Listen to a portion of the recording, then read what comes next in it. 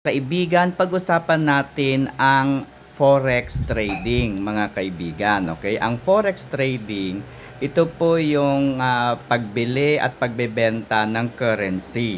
Meron tayong broker na tinatawag at meron din tayong tinatawag na platform kung saan tayo nagba-buy and sell. Okay? Yung copy trading naman, mga kaibigan, meron pong tinatawag na master trader. Yung master trader po, siya po yung nag-aaral ng galaw ng currency. Siya po yung nag-aaral ng market. Ano ba yung mga nangyayari? Ano ba yung mga factor na nakakaapekto sa palitan po ng pera? Okay?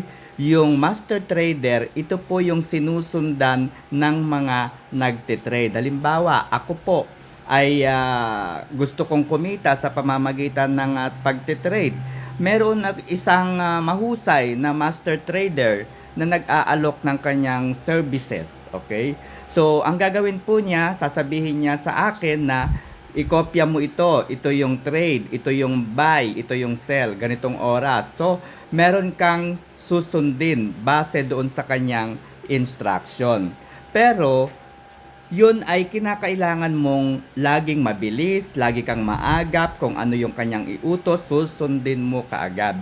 Yun po ang copy trading na tinatawag. Kung gusto mo naman na wala kang gagawin, kundi maglagay ng pera, kagaya ng inyong nakikita, naglagay tayo dito ng ating 500 pesos na capital.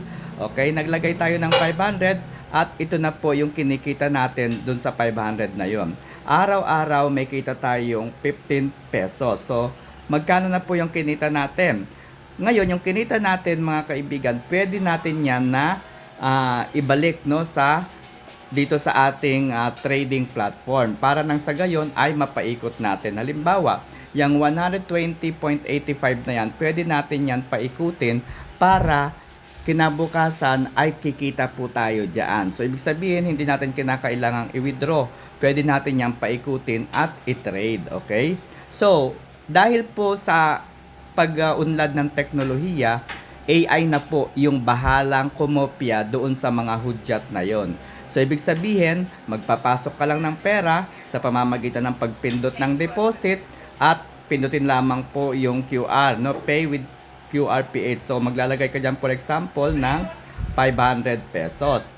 Pag naglagay ka na po ng 500, pipindutin nyo lamang po yung Pay with QR PH. So, ang mangyayari niyan, bubuksan mo yung inyong GCash at pipindutin mo itong QR code na yan. Okay? I-scan mo yung QR code na yan. Pwede mo rin yung i-attach sa iyong GCash. So, as you can see, pending na po yung 500 na aking ginawa.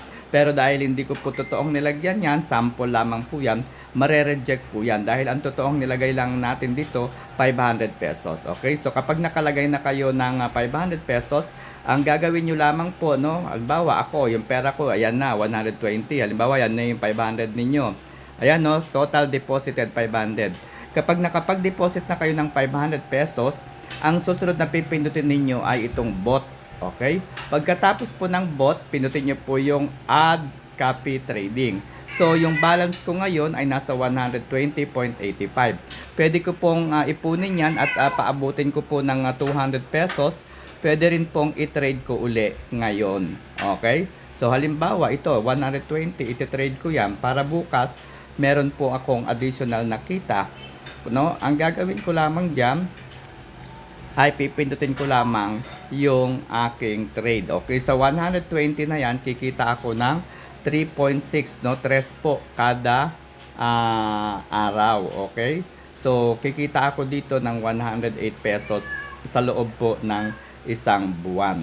Okay, so yan, paiikutin ko lang yan, guys, at confirm copy trading. Pero hindi ko muna yan i-convert dahil ipapakita ko sa susunod kung paano naman ang withdrawal. Okay? Ngayon, kung ang tanong po ninyo sa akin, legit ba, legal ba ang coffee.com o itong trading na ating ginagamit? Alam nyo, guys, when this business was introduced sa akin, when this side hustle was introduced sa akin, hindi talaga ako nakafocus sa legal ba yung business na yan, legit ba yung business na yan, sino yung presidente na yan, saan yung opisina ng negosyo na yan. hindi ko na po yan tinitignan dahil sa akin kapag nalaman ko kaagad-agad ay ginagrab ko na yung opportunity. Dahil lahat po ng negosyo ay mayroong risk, no? Lahat po ng negosyo mayroong risk. ABS-CBN, for example, has been in the industry for long decades, no? Ilang dekada na pong namamayagpag ang ABS-CBN, pero sa kabila ng isang iglap lamang ay ito ay nagsara kaagad. So, kailangan pa ba nating malaman ang legality ng isang negosyo? Kailangan pa ba nating malaman kung sino ang presidente ng isang negosyo o side hustle na ating sinasalihan? Kailangan pa ba nating malaman ang kung sino-sinong mga tao sa likod ng mga ganitong uri ng side hustle? No? Kung ang ginawa natin ay nag-grab na natin kaagad yung opportunity, baka pa kikita po tayo, no? So, kayo guys, kung gusto niyo pong kumita, pinutin lamang po yung description ng video na ito o kaya naman ay nandyan po sa comment section yung link kung paano mag-register, okay? So, paano mag-register? Copy referral link, ayan, copyahin nyo lang po yan. Pumunta kayo sa Chrome at i-paste nyo lamang po yung link na yan. At madali naman po yan na gawin yung account na yan. Ayan. So, ganun lang po yung gagawin ninyo dyan. Magre-register lamang kayo. Ilalagay ang inyong account. Okay, so yun lang and good morning.